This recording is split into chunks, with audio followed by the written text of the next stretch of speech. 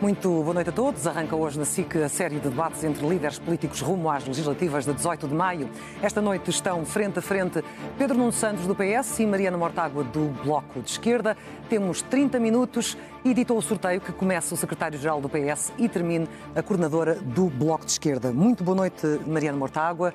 Boa noite, Pedro Nuno Santos. Com Donald Trump a rasgar alianças, a impor tarifas pesadas sobre a Europa e o resto do mundo, a ordem económica mundial pode estar, segundo muitos, à beira do colapso. E, ao mesmo tempo, a Europa está a preparar-se para fazer um esforço sem precedentes no investimento em defesa, a somar aos compromissos já assumidos no âmbito da NATO. Ora, no seu programa, apresentado no sábado, assume que Portugal terá de aumentar a despesa em defesa, mas não inclui nas contas, por ser excepcional e imprevisível. O que lhe pergunto e que as pessoas também certamente querem saber é até que ponto é que consegue garantir aos portugueses que este investimento em defesa não vai afetar as despesas sociais. Bom, antes de mais, muito boa noite. Não, para um governo do Partido Socialista é impensável que o investimento na defesa ponha em causa o nosso Estado Social, o nosso Serviço Nacional de Saúde, o nosso sistema público de pensões, a nossa escola pública. E, portanto, isso é um dado. Obviamente que o aumento da despesa com defesa tem consequências e é por isso que nós devemos pugnar no espaço europeu para que haja mutualização da dívida e seja financiada através da dívida europeia. Acho que essa é a melhor forma de nós não pormos em causa os Estados sociais dos Estados nacionais da União Europeia e pôr em risco também a própria democracia, abrindo espaço ao crescimento de projetos populistas. E, portanto, a União Europeia, desde a pandemia, que foi percebendo a sua dependência. A dependência face a matérias-primas e produtos manufaturados de outros pontos do globo, a dependência energética e agora a dependência da defesa do quadro da Aliança Atlântica. Ora, obviamente, para nós diminuirmos esta dependência, para além da necessidade de industrializarmos a economia europeia, nós precisamos de ter maior autonomia do ponto de vista da defesa. Isso implica investimento em defesa, que nós podemos e devemos aproveitar também para modernizarmos e industrializarmos a nossa própria economia. Qual é a meta que Portugal está disposto a aceitar, nomeadamente na Cimeira de junho, em Haia? Nós ainda estamos longe dos 2%. E por isso nós temos também de ser francos com os nossos parceiros europeus. E julgo que é do interesse de todos os Estados-membros da União Europeia que o aumento da despesa com defesa não ponha em causa o Estado Social. E por isso, um governo liderado por nós não se coloca à margem do esforço europeu para aumentar a despesa em defesa, mas vai fazer tudo para que esse aumento seja progressivo, não ponha em causa o Estado Social e possa haver assunção de responsabilidades a nível europeu. Mariana Mortágua, tem a mesma visão? Considera que um investimento em defesa como aquele que está previsto e eventualmente venha a aumentar não porá em causa o Estado Social? Dificilmente. Acho que... Boa noite, antes de mais. Acho que se há dinheiro e tem de haver, ele tem de ir para os serviços públicos. Falta muito dinheiro na saúde, falta certamente muito dinheiro na habitação e se queremos proteger as democracias é aí que temos de gastar o dinheiro. Podemos discutir sobre segurança e soberania e acho que esse é um debate importante. Segurança e soberania na nossa infraestrutura energética, segurança e soberania nos nossos aeroportos, segurança e soberania na nossa infraestrutura digital, na forma como temos ou não temos autonomia tecnológica. Outra coisa é investir em armas, comprar mais armas. E é precisamente para aqui que a União Europeia se encaminha, com mais 800 milhões de investimento, desviados uma parte deles, mais a Alemanha que quer outros tantos, desviados uma parte deles dos fundos de coesão. E aquilo que é preciso dizer, e é preciso dizer a verdade, é que a União Europeia não precisa de mais armas, nem para se defender, nem para apoiar a Ucrânia. A União Europeia tem 3 vezes o orçamento da Rússia, a União Europeia tem... é exportadora de armas. A França é o segundo maior exportador de armas do mundo. A Alemanha, com o governo socialista, fornece 1/3 das armas que Israel está a utilizar no genocídio da Palestina. A Europa tem mais soldados no ativo que os Estados Unidos da América e gasta Portugal, em percentagem do PIB, mais do que gasta a Espanha ou a Itália. É mentira que nós precisemos de gastar mais dinheiro em armas. É propaganda. É mentira que a Europa esteja e que Portugal esteja no risco iminente de ser invadida. É uma propaganda que está a desviar recursos que nós precisamos não só para a saúde, não só para a educação, mas também para as alterações climáticas. Os 800 milhões que a União Europeia quer gastar e que os partidos criticamente aceitam em mais armas eram para combater as alterações climáticas, que são a emergência dos nossos tempos. A Europa não precisa deste investimento? Eu percebo a posição do Bloco de Esquerda, mas o Bloco de Esquerda não corre o risco de assumir responsabilidades governativas. E nós, no quadro da União Europeia, temos responsabilidades perante os nossos parceiros. E, obviamente, que foi identificado por todos a necessidade da União Europeia ser mais autónoma e depender menos dos Estados Unidos para a sua defesa. Ora, isso implica investimento e, obviamente, com o Partido Socialista no poder e comigo a Primeiro-Ministro, era impensável que Portugal se colocasse à margem de um esforço que deve ser europeu. O PS já tinha manifestado disponibilidade para dialogar com o Governo sobre o aumento dos gastos na defesa antes das eleições legislativas. Deixe-me só perguntar-lhe, para ficar claro, se esse diálogo já começou ou não. Existiu um determinado momento, quando o Primeiro-Ministro quis antecipar a meta dos 2%, teve um contacto comigo e teve o apoio imediato da minha parte para nós podermos assumir o compromisso de antecipar a meta dos 2%. E se 2% não chegar para defender a Ucrânia, para defender a Europa? Quer dizer, nós aí já estamos a entrar num debate que é extemporâneo. Quer dizer, neste momento nós não é tão extemporâneo assim, porque temos ouvido números de passar de 2% para 3% ou para 3,5%. Mas não há números ainda em cima da mesa em negociação concreta, não é? E nós ainda estamos longe dos 2%. E, portanto, não tem um plano B no caso de haver outros números? Não, nós temos de participar nas negociações e depois, no quadro das negociações, vermos a melhor maneira de corresponder àquilo que é o esforço europeu. Agora, não vamos antecipar uma negociação que ainda não se iniciou. Falava que a Mariana Mortágua não tem, enfim, uma posição de poder assumir um cargo de governo, mas coloquemo-la nessa posição, Mariana. Imagino que seria a Mariana, enquanto Primeira-Ministra, a sentar-se em junho, em Haia, na cimeira da NATO, onde se poderá decidir esse aumento, ou num Conselho Europeu, com a União Europeia a incentivar um maior investimento. O que é que a Mariana faria? Diria que não gastamos mais em armas. Nem nós, nem a União Europeia. A União Europeia tem que parar de exportar armas em vez de investir mais em armas. Quem acha que construir armas e criar mais armas é um projeto futuro é porque quer mandar os filhos para a guerra. Fragilizando a posição mais de armas, Portugal? A União Europeia, a ideia de que a União Europeia não tem meios para se defender e está em defesa é uma ideia falsa, errada. A União Europeia tem as armas, tem os meios, tem um orçamento, tem os soldados e pode ter uma cooperação para, obviamente, organizar a sua segurança, os seus armamentos, e nada disso está em causa. O Pedro Nuno Santos dizia que tem compromissos no quadro da União Europeia. São compromissos, na verdade, no quadro da NATO.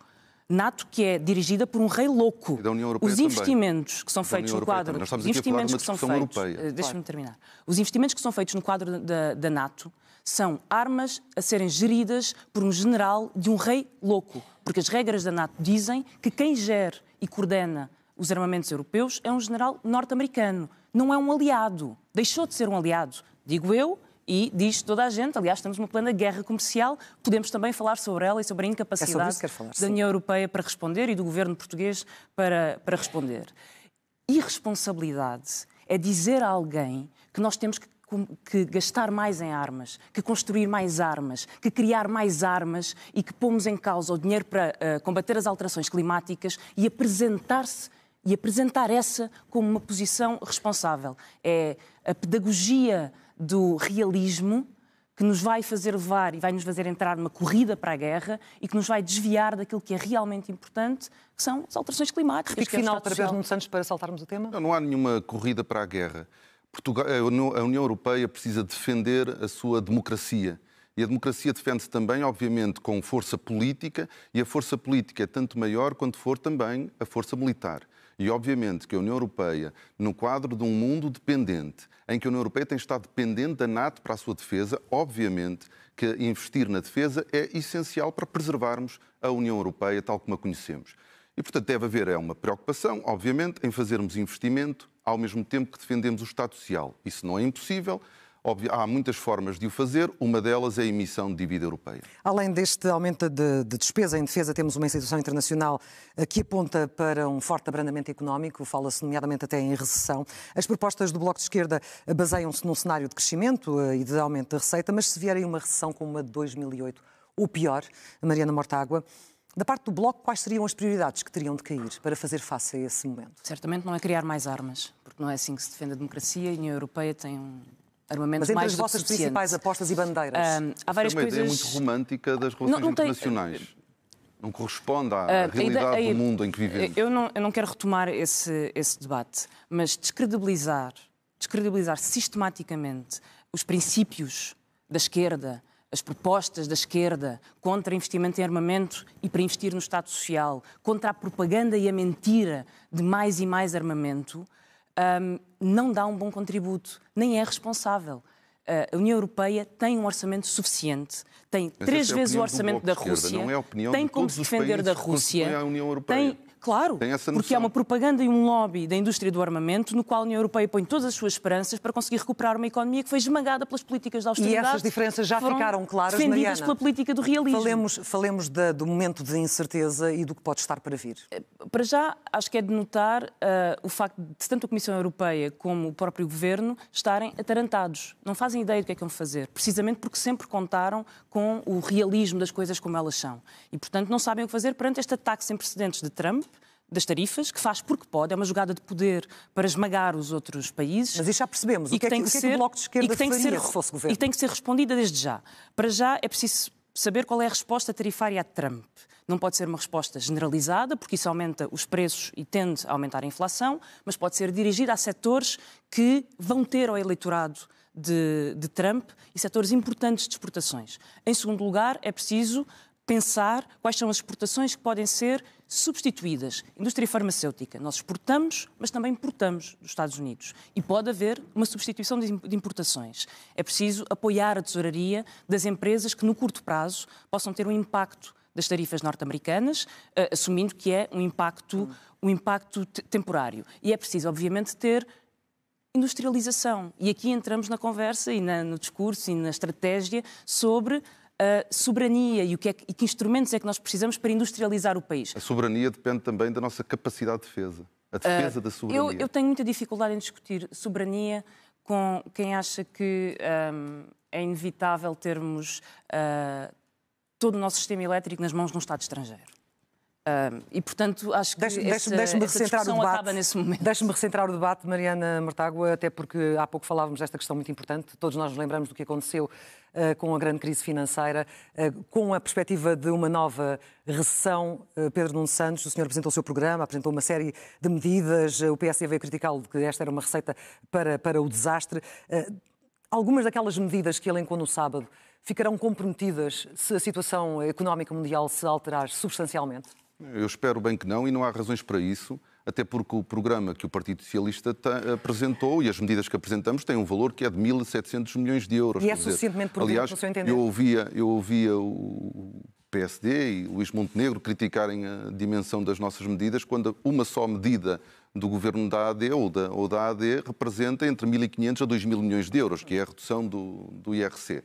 E, portanto, há aqui, de facto, uma diferença muito grande entre nós e a AD. Nós queremos pegar nesta capacidade financeira do Estado e ajudar as famílias, os trabalhadores e os pensionistas, enquanto que a AD quer canalizar este valor para algumas empresas, para uma minoria das empresas. Mas pode garantir que este programa é suficientemente prudente no contexto atual? O que nós precisamos, no que diz respeito ao atual contexto, é ter uma política de proteção da nossa indústria, da nossa economia, que nós não vimos até agora. Aliás, nós vimos o governo do PSOE em Espanha a reagir logo de imediato, e do governo português nós não tivemos uma única palavra, não tivemos um plano, houve reuniões.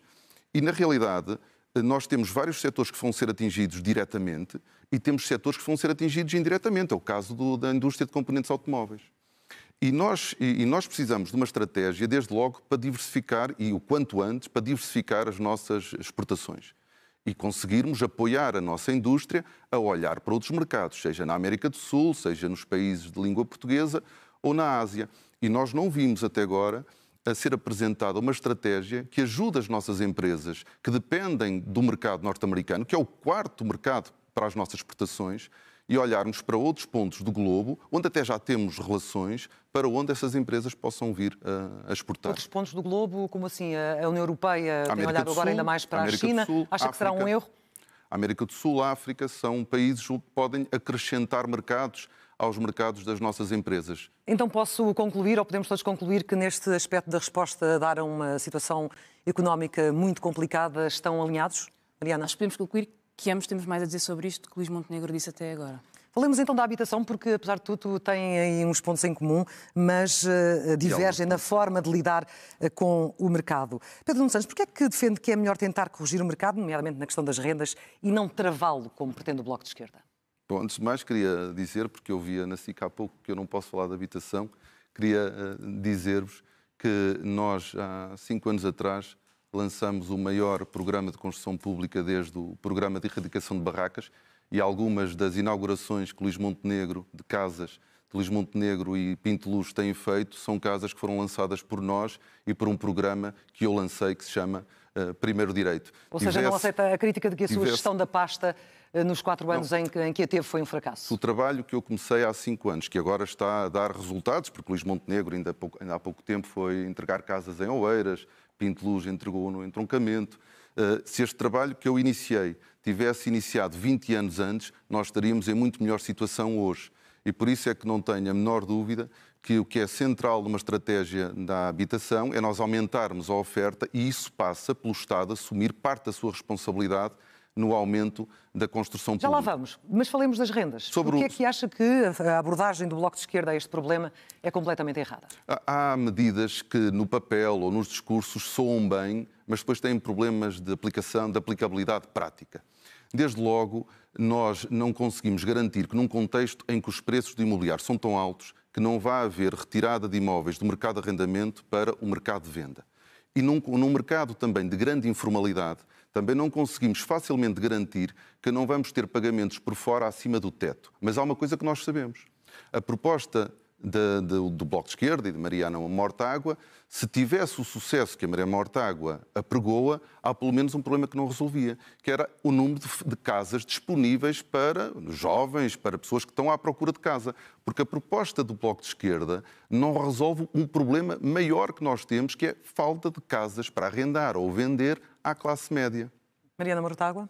Tem aqui uma proposta para 80 mil casas nos próximos, até ao final da legislatura, mas também tem para as rendas limites, tetos às rendas, limites ao alojamento local, fim de benefícios fiscais.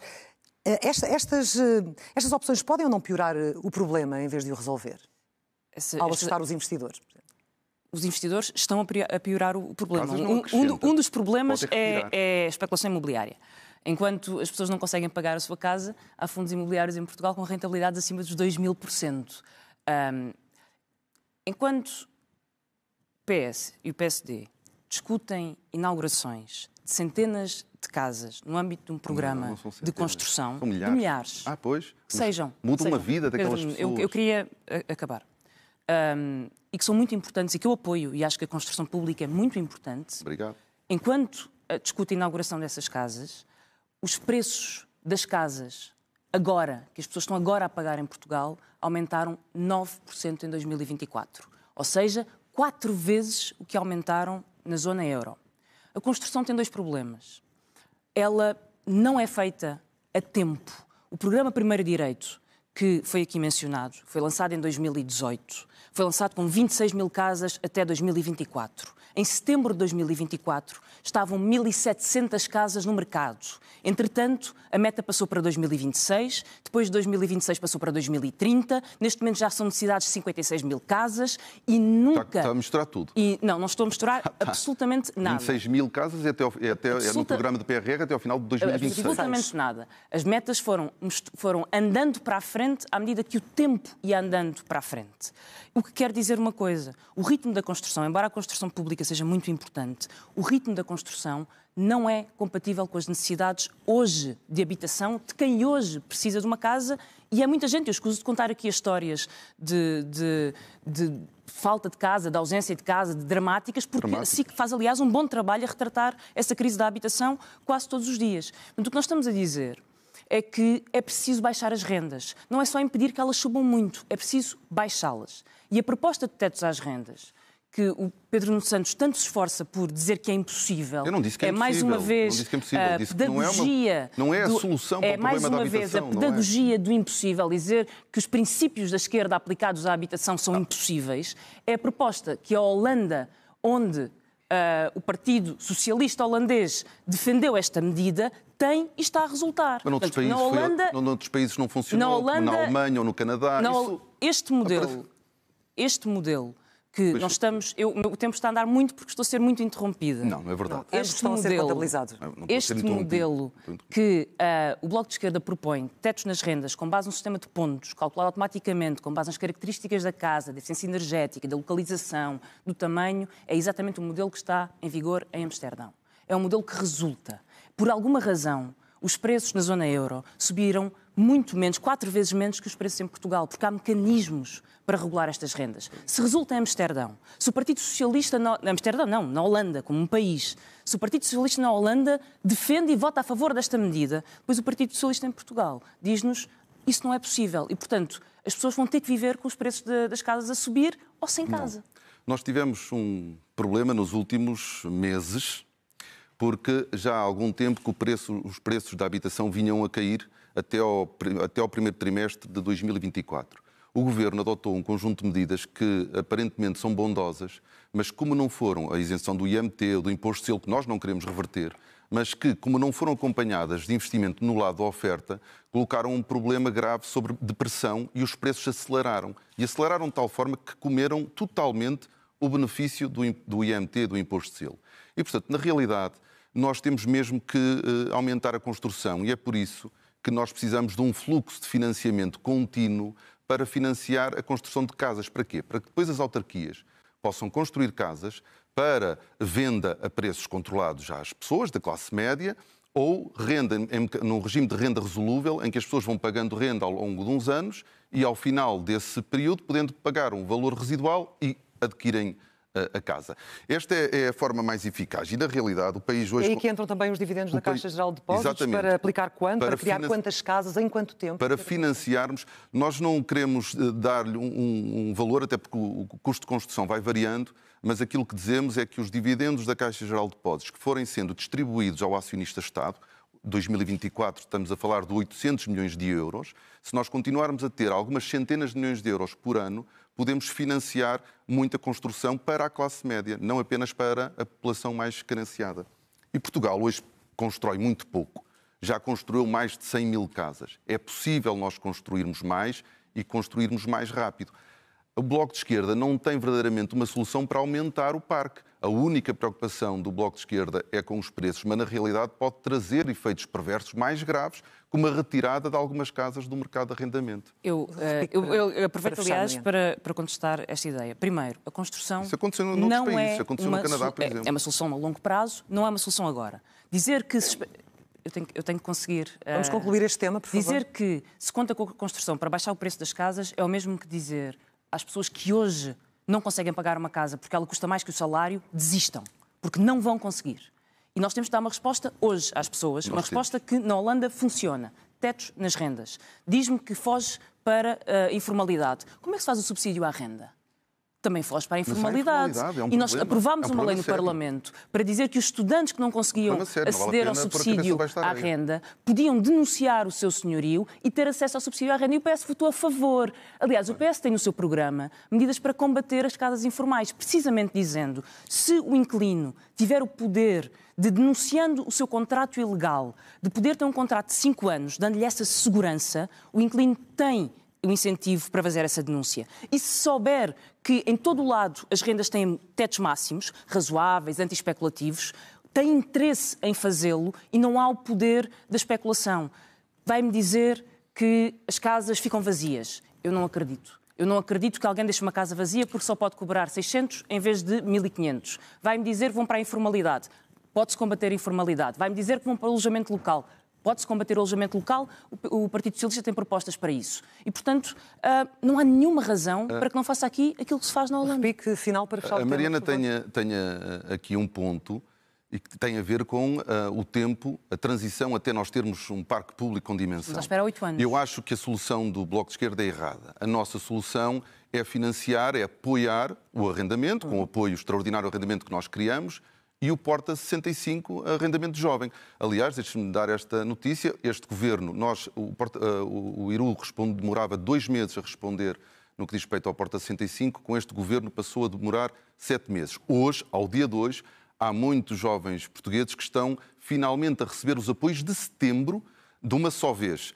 Foi preciso haver umas eleições para que o governo da AD se conseguisse finalmente pagar o apoio ao arrendamento de jovens que estavam à espera desde setembro para receber o apoio ao arrendamento. Portanto, sem tabelar rendas de má memória para muitos portugueses. Não. Sem tabelar rendas. Vale a pena usar esse Deixa-me argumento. terminar. Só que aí a Lusa, acho que não temos Mariana, que chegar deixa-me terminar. Sem tabelar rendas, aquilo que nós podemos fazer para diminuir os custos das famílias no acesso ao arrendamento é com o apoio à renda e com o Porta 65 Arrendamento Jovem, que nós queremos reforçar e alargar. E temos pôr os contribuintes a pagar subsídios, todos os contribuintes, inclusive os mais pobres, a pagar subsídios à renda, que são subsídios a preços especulativos, é a resposta do Mariana, Partido Socialista que me diz que medidas de esquerda que foram possíveis noutros países, que respeitam os princípios da esquerda constitucionais de acesso à habitação, são impossíveis. Noutros países trouxe problemas, diminuiu o estoque em arrendamento. Não é verdade, está a resultar noutros países. Vamos deixar essa verificação de factos para depois. Temos 5 minutos até ao final. Mariana Mortágua foi muito crítica recentemente em relação a Pedro Nuno Santos por causa da posição que ele assumiu em relação à área da imigração. Ele foi acusado pelo Bloco, também até dentro do PS, de ceder ao discurso da direita e assumiu uma posição que considera que é mais próxima do governo. O Bloco de Esquerda continua a defender a manifestação de interesse, mesmo depois do sistema ter entrado em colapso, com centenas de milhares de pessoas à espera, denúncias de abusos, de máfias, de situações em que estavam a explorar esse vazio. Porquê recuperar este mecanismo e como evitar o caos? Porque não cedemos a um princípio básico.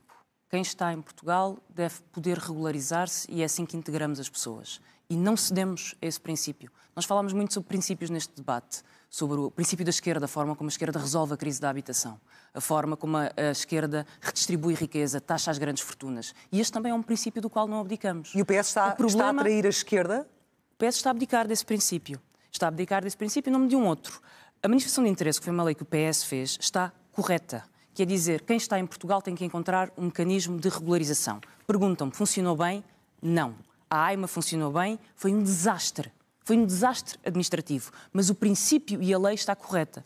Porque a ideia que nós vamos ter uma via verde em que as empresas vão buscar só aqueles imigrantes que precisam, e a prova que precisamos é que 100 mil, pelo menos, para a construção virão, é que ao lado dessa via verde há uma via amarela, que são intermediários e angariadores privados que fazem entrar pela porta do cavalo aquilo que não entra pela porta da regularização, e há uma linha vermelha que são as máfias, porque as pessoas chegaram a Portugal para trabalhar e simplesmente não têm forma de se regularizar nem de ter os seus documentos. E isso é o pior que nós podemos fazer, quer do ponto de vista prático, quer do ponto de vista dos princípios daquilo que achamos que deve ser uma política de acolhimento e direitos humanos. Esta nova posição de Pedro Nuno Santos é uma forma de responder ao problema ou de tentar não perder votos para os partidos mais populistas que têm feito deste tema uma bandeira, Pedro Nuno Santos? Não, eu, antes de mais, fazer um parênteses a propósito deste tema, porque hoje assistimos, mais uma vez, o Governo a ultrapassar a linha daquilo que é aceitável na República a um Governo de gestão. E, portanto, hoje assistimos a uma ação de propaganda despoderada, a mais uma, que serviu não só de propaganda e de ataque ao governo anterior do Partido Socialista, numa matéria onde é possível construir-se consensos. Até porque, no plano de ação do atual governo, muitas das linhas deste plano de ação são de continuidade com aquilo que o governo anterior vinha fazendo. Eu próprio, mais recentemente, assumi posições e apresentámos propostas que vão também em linha com algumas das preocupações do governo da AD. O que quer dizer que hoje nós tivemos um governo com um discurso sectário numa matéria onde é possível construir pontes. Porque o Partido Socialista, aquilo que defende, é a imigração regulada. E a imigração regulada não respeita apenas os que já cá estão, respeita quem vem. A manifestação de interesse fez sentido durante um período em que havia uma procura muito grande por parte do mercado de trabalho.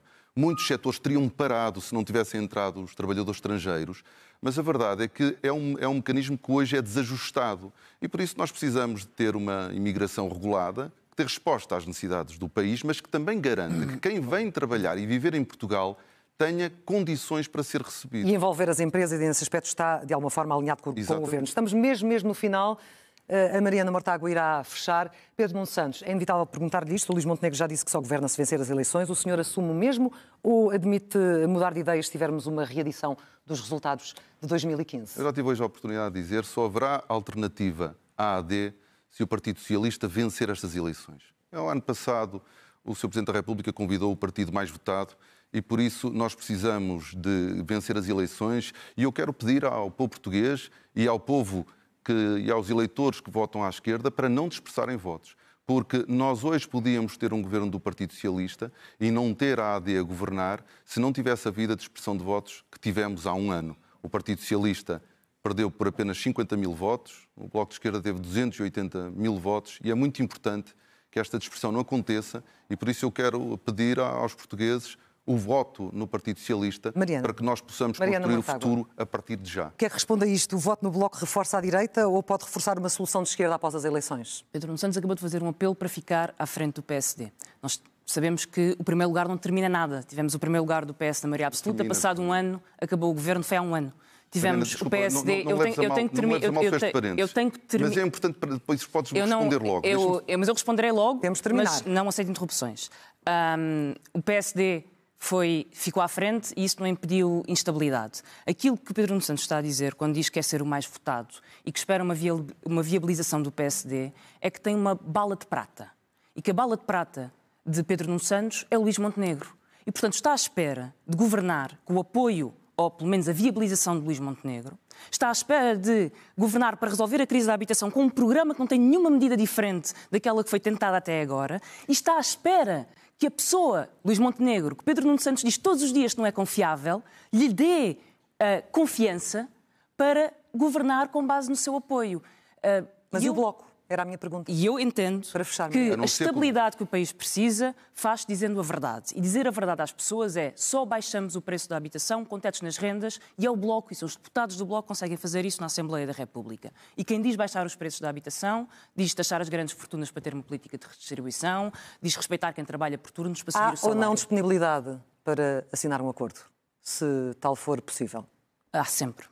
Muito obrigada, Mariana Mortágua. Pedro Nuno Santos, a última palavra era de Mariana Mortágua. Quem formou o governo palavra da Mariana Mortágua. Foi a AD, apesar da esquerda ter mais votos que a AD. Mariana Mortágua, é por isso que nós não podemos correr o risco desta vez. A instabilidade... O Bloco consegue mais facilmente influenciar o governo do PS do que o governo da AD. Portanto, sem governo do PS não há cá política de esquerda. Quem fica à frente não resolve. Não determinou até agora. Não diga ao país que a sua bala de prata é Luís Montenegro, porque isso não é credível. A esquerda teve mais votos que a AD. Não vamos falar em cima de um outro. A esquerda teve mais votos que a AD, mas foi a AD que formou o governo. Não podemos correr esse risco. Era suposto ser a Mariana a terminar, mas temos mesmo que terminar porque os nossos 30 minutos já fecharam. Muito obrigada, Pedro Nuno Santos, Mariana Mortágua. Amanhã, na antena da SIC Notícias, estarão frente a frente Paulo Raimundo, da CDU, e Rui Tavares do Livre, moderados pela Nelma Serpa Pinto, num debate que começa às 6 da tarde.